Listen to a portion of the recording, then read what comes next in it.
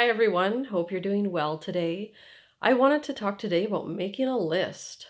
I know it seems that it probably doesn't help much if you're in a terrible spot or if you're trying to make a big decision, but it really does help.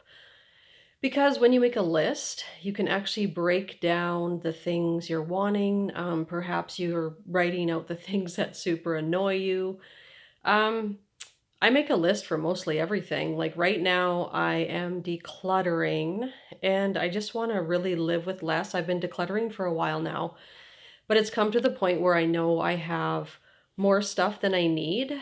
So I'm going to make a list, but the list I'm going to make is more about the things I actually do in the run of a day. And of course, there are some things that you won't use each and every day. But if some of those things never make the list, then they gotta go.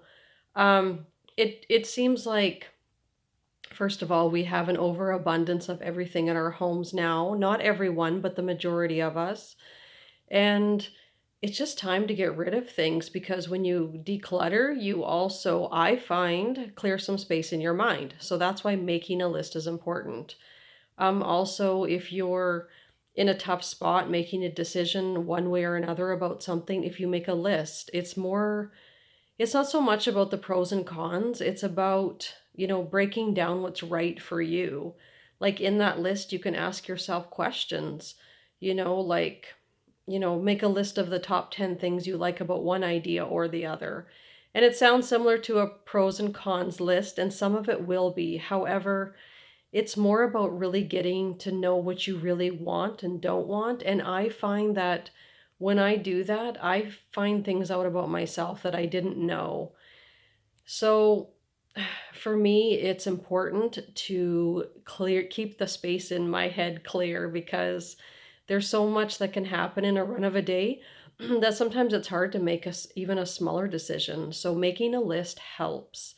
No matter what it is, you can break it down into different categories. You can um, figure out, why you want to do something, why you feel like it would make you happier or why you wouldn't want to do it, why it would make you sad. And in those lists, I find that I really do learn a lot about myself.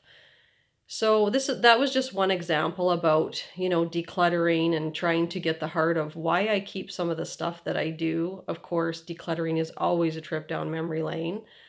But then if you're going to make a decision, just make a list.